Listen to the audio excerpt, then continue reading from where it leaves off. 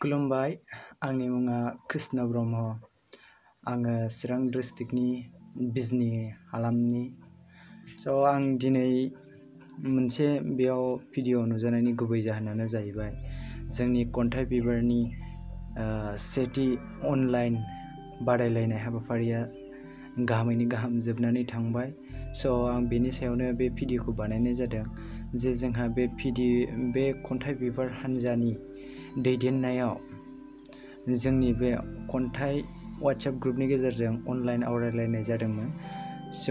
बेवहाय आङो खन्थाइ बिबार हान्जानि दैदेनगिरि बिथांमोनखौसो साबायखर जासिनो नागिरदों, मानोना बिथांमोना जे जोंनि गोसोआव जाय जों खन्थाइ सुजुनानै दोनदोंमोन बेखौ लिरनानै लानानै दंमोन। बेखौ जोङो आवरायनो होननानै गोसोआव सानदोंमोन जानांगौ साफ्रोमबो बादायारि बिथांमोना। आंबो सानदोंमोन आंबो माब्ला आवरायनो मोनगोन बे खन्थाइखौ।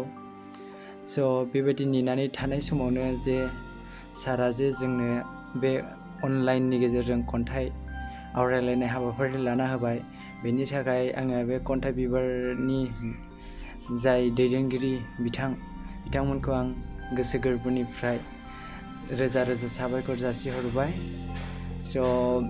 बियो जोंनि थाखाय मोनसे जोबोद मोजां प्लेटफर्म होननानै बुंनांगोन जोङो। जेरै प्लेटफर्म माने मोनसे जोबोद मोजां, मा होनो बेखौ बर'नि, बेयो मोनसे जोबोद मोजां जोंनि हारिनि थाखाय। सारआ मोनसे जोबोद मोजां खामानि मावदों। सारआ जे फरायसा बिथांमोन, लोगोसे उन्दै उन्दै जोंनि जाखांफुनाय लाइमोनफोर, खन्थाइ लिरगिरि बिथांमोनखौ जे बुथुमनो हादों सारआ, एसेबांनाखि फरायसाफोरखौ बाहागो लाहोनो हादों, गोसो बोहोनो हादों हारिनि थाखाय। आं बिनि थाखायनो सारखौ जोबोद गोजोननाय जासिहरदों आंनिफ्राय। आङो जोबोद मोजां मोनदों। आरो नेक्स्टआव सारआ बुंदों जाबावगोन बायदि। दाथ' सेथिसो आरो नैथिया फैगासिनो दं। बयबो बाहागो लानो रेडि जानानै थादो। आं बेखिनिखौ बुंनानैनो गोदान बोसोरनि गाहाम हामलायथि बावहरनानै एसेयावनो आंनि बुंनायखौ फोजोबनाय थाबाय। गोजोन्थों।